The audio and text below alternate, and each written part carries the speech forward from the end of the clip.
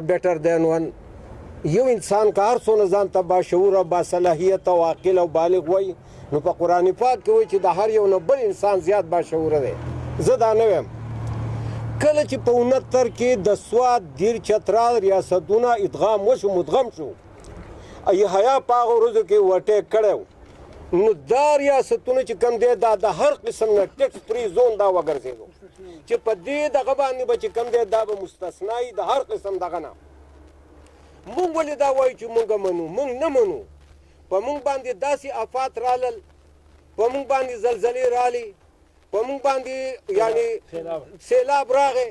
مونږ د دې ځګې نه په دغه کې په کرایسس کې لاړو، ځای په ځای باندې وګرځېدو چې رالو کورونه تباه شو، تاله شو، المارۍ ماتې شوې، کورونه مات شو، تبایانې زمونږ شوې. تر اوسه پورې مونږ لا د هغې خپلو کورونو ورهالینګ نه دی کړی. زما د شموزو زمونږ بجلي زیرو د لاړ شئ اوس یې وګورئ. هره ورځ مونږ 2 ټیمه جنریټر لګو او په هغې ځان له اوبه راوباسو. زمونږ دغه فعال نه دی، زمونږ ټیوبیل فعال نه دی. نن که د فایر بریګیډ ګاډی دی زما کوڅې ته نشي تللی، زما کور ته نشي تللی، زما کور کوروالي دغه فیسیلیټیز صحت علاج راله وکړي، علاج معالجه دې راله وکړي، مال دې دا ټول فیسیلیټیز راکړي.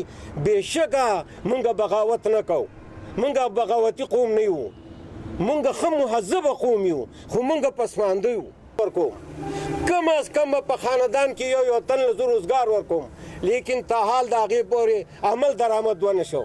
زمونږ سوال د حکومت نه دا دی چې اول زمونږ حالات ښه کوي، زمونږ چې څونه مشکلات یې دا وکوي. دا دریای سوات دی، 800 کور یوازې په مدین کې وړي شوي دي، 2 کور زما په ډېډور کې وړي شوي دي، زما خپل وړي شوي دي. زمونږ چا تپوس وکړو؟ اول پکار ده چې حکومت ولګیا دا د سوات سیند وتړي، د دې په دواړو سایډونو باندې روډونه بوځي او مونږ د دې افت نه خلاص کړي، ځکه چې د سوات قیمتي ځمکه ده او محدوده ځمکه ده. پنجاب دی، یو سړي ته د خپل جایداد پته نه لګي چې زما 100 ایکړه او 100 لاکه ایکړه ځمکه ده. دلته کې د چا څه دي؟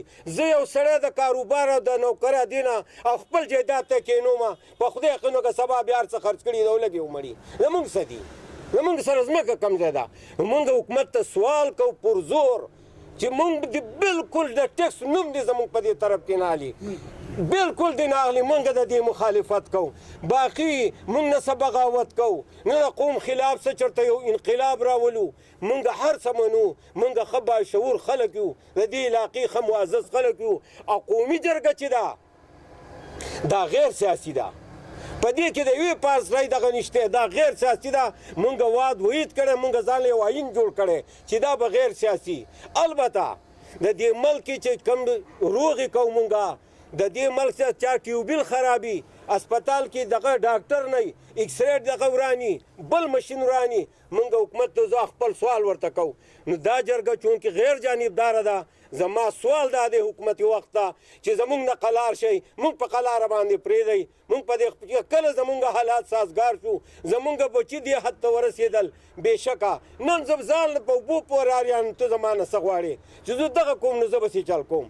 باقي پاتې شو امن و امان، دا د دو فرض دی، دا د دو فرض دی چې دو چې کوم دی د ملک امن و امان دغه وساتي. او مونږ به هم چې کوم دی د حکومت سره په هر څیز کې که مونږ یې په غلا کې ونیوئ، زموږ د جرګې او ممبر مونږ ته دې پرچه راکړي چې ته ما په غلا کې ونیوئ، که په چرسو کې ونیو مونږ ته دې ووایي چې تاسو څنګه د جرګې ممبران یې.